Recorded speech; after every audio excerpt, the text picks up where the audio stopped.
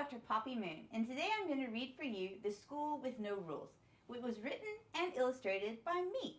I was also excited to find out that this book received the 2014 Mom's Choice Gold Award. So, The School with No Rules. Hi, my name is Calvin, and I'm in 3rd grade at Myrtlewood Elementary School. My teacher is Mrs. Puddle. My favorite subject is science because we get to study worms. I have a weenie dog named Watson and a cat named Pickles. And I also have an annoying little sister named Riley. I think school's pretty cool, except for the rules. Miss Puddle must have a million of them. She loves the rules. She writes them on big posters and hangs them all over the walls. She says she puts them there to help us remember. Rules. No pens, no laughing, no gum, no smirking, no pets, no happiness, no talking, no cheating. How does she expect a kid to remember a million rules? If I forget a teeny tiny rule, she calls me out in front of everyone. It's just not fair. Calvin, look at me when I'm talking. Don't look on Emily's paper. Stop stepping on Josh's foot. Don't talk in the hall. Clean up your mess at lunch. Keep your desk tidy. Share the swings and stand in a straight line. One day, Watson and I were playing superheroes in the woods when I saw something unusual on a rock. It was a magic lamp.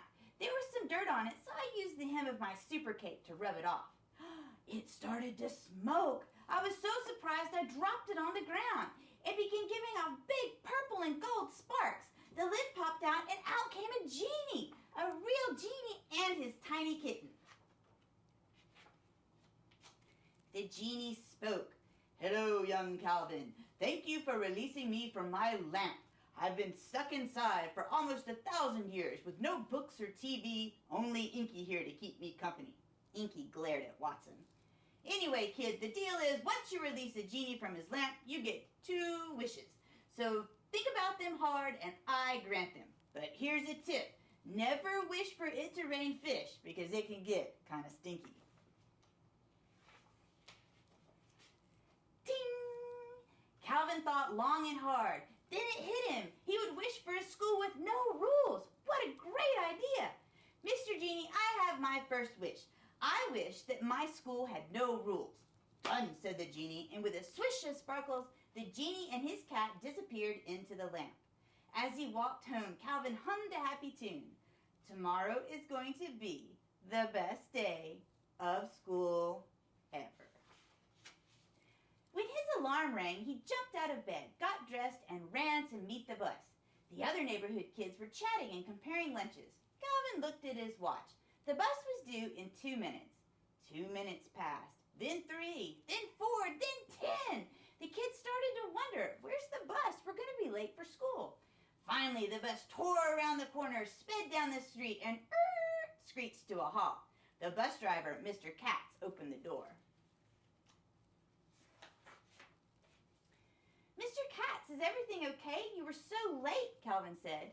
Mr. Katz looked at him and replied, I woke up late, so I took my time getting ready. What's the rush? Are you in a hurry to get to school? Well, I don't want to miss the bell. Ah, said Mr. Katz, leave it to me. I'll get you there, lickety-split. He ground the gears and floored the gas. Before the students were seated, the bus lurched forward, causing Valerie's lizard to jump out of his cage and down Emery's shirt. Ah! Emery screamed and jumped into the aisle, tripping Arlene. Arlene's box of perfect pink birthday cupcakes flew up into the air and rained down on the children sitting in their seats.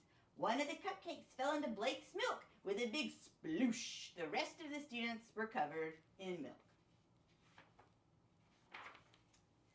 Finally, the bus arrived at school. When Calvin walked into the building, he knew something was very wrong.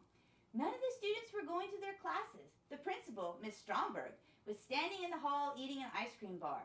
Usually, she was very stern and fussed at students who were late. Calvin said, why aren't you asking kids to go to class?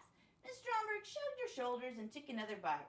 I'm sure they go to class when they're ready. And with that, she twirled and danced down the hall to her office.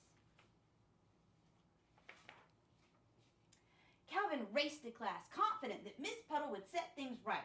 When he peeked into the classroom, he was relieved to see Miss Puddle at her desk, drinking coffee and shuffling papers. Phew, thought Calvin. Then he walked into the room. Autumn was standing on her desk, singing the alphabet song loudly and off-key. Emery was stealing $1 out of Jacob's desk. Josh had his hand in the fish tank trying to catch the class fish. Jason snipped off one of Danielle's pigtails and dropped it in the hamster cage.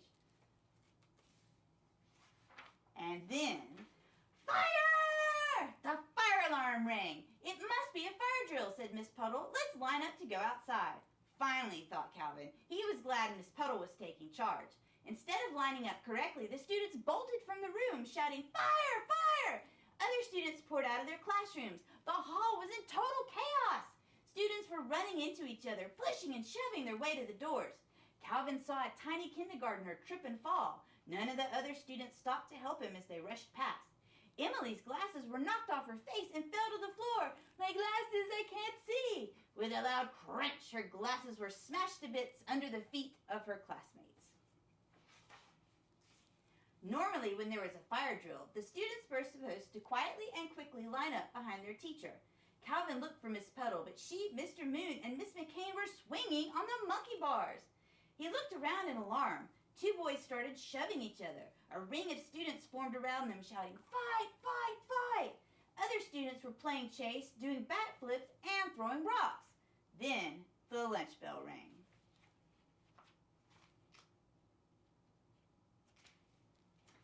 Yay, lunch! Several students yelled. The whole school raced to the lunchroom. Instead of quietly taking their trays to their assigned seats, the students cut in line, took food off other kids' trays, and stole orange pops from the cooler. Taylor Bailey threw a handful of mashed potatoes at Tyler. He tossed a handful of carrots at her head.